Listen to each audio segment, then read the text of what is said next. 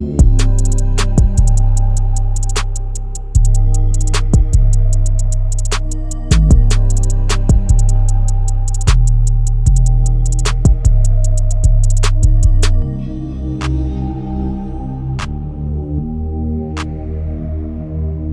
back to the Team to Beat Miami Heat podcast, your one-stop shop for daily Miami Heat content. My name is Amir.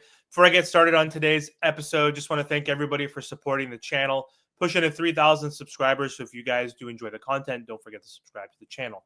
So I'm filming this video before the Miami Heat play the 76ers.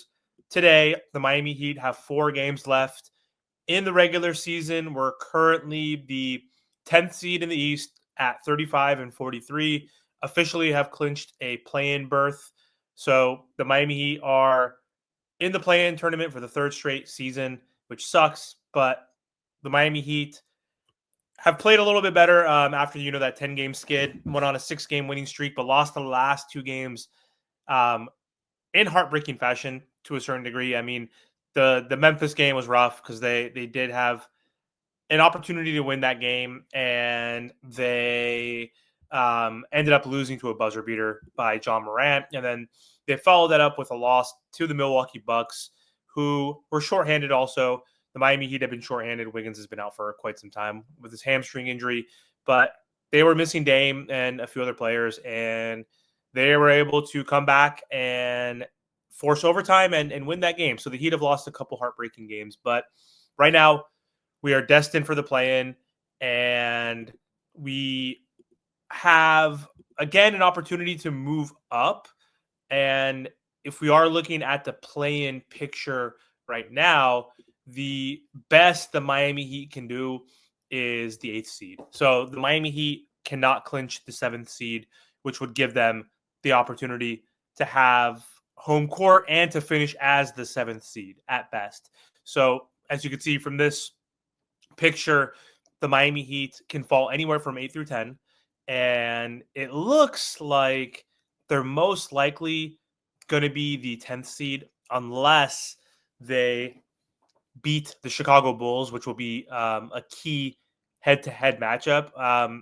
The Atlanta Hawks could slide, and the Miami Heat can move up that way, but it seems like the Miami Heat are going to be 9 or 10, which means they're not going to have home court if they're the 10th seed. And the best that they can do is if they win that 9-10 game, regardless if they have home court or not, then they have to play the loser of the 7th and 8th game, and the winner of that game gets the 8th seed. So it looks like the best that they can do, again, is the 8th seed, which would be a consolation prize of playing against the Cavs, which I think is a better consolation prize than last year when the Miami Heat, with Jimmy Butler hurt and with Duncan Robinson hurt and Terry Rozier hurt, were playing against the champions, the Boston Celtics. So I would rather play the Cleveland Cavaliers. I don't want to play the Boston Celtics in the first round. So we'll see how it all shapes out. But the Miami Heat have a really easy schedule. They're playing the Sixers. Everybody's out. Maxey, Embiid, Paul George have been out for the season for a while now. The next game on Wednesday, big game, would be the Chicago game. We can't beat Chicago in terms of tiebreaker. They're 2-0 against us this season. But if we do win that game and win out, then if the Chicago Bulls lose 2 games, then we have an opportunity. The Bulls are playing the Cavs tonight. That could be a loss there, but then they have a really easy schedule as well. So the Heat play the Pelicans and the Wizards to round out their final 4 games. And so my prediction, I think the Heat are going to get 9th. I think they're going to get home court in the play-in, most likely against the Chicago Bulls. And the Miami Heat are going to have a path to make the playoffs, which some people, are happy about, and others are going to be upset about, because if the Miami Heat don't make the playoffs, then they get 2 picks this upcoming draft. They get the OKC Thunder pick that they owe back, and they also get the Warriors pick. If they do make the playoffs, they only get the Warriors pick. So I think some fans want the Miami Heat to lose so we can get younger and get 2 good picks in a really stacked draft. So I'm indifferent at this point. I mean, I don't know how I feel. I think I'd rather have the Heat make the playoffs and get their picks protected just in case they get like injured next year and they suck even worse because they're going to effectively run it back.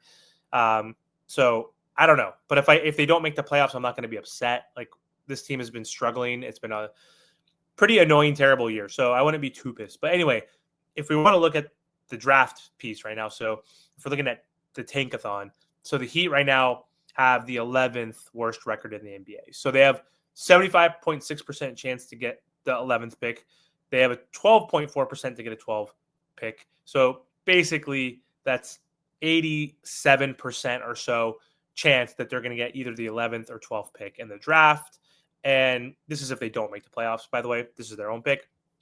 So they're virtually tied with the Suns in terms of probability, which are the Suns are the 10th seed, as you can see here, that the Miami Heat have like a 12% chance to get a top 4 pick. So it's really unlikely. A few weeks ago, during that losing streak, the Miami Heat were actually in the 8th spot. And so you could see their odds were much higher. They had like a 24% chance of getting the top 4 pick.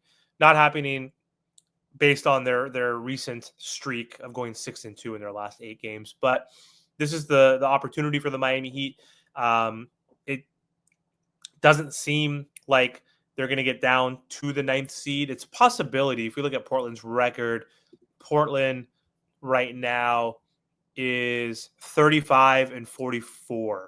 So we have actually half a game above them in the loss column, but we both have the same amount of victories. So there is a chance, I mean, if we do lose a couple of these games, Portland wins out, that the Miami Heat could drop to 9 potentially. I don't think we'll get past the San Antonio Spurs. If we get back to the 9, then our odds do go up drastically. As you can see there, the odds would be about 17% to get a top 4 pick, which could be huge for this Miami Heat's franchise. So anyway, that's the latest in terms of the Heat's standings, the play-in picture, their draft positioning if they don't make the playoffs. I'll probably be back with maybe a post game, maybe not tonight, or maybe for the Chicago game. We'll see. But anyway, thanks for watching, and don't forget to subscribe to the channel.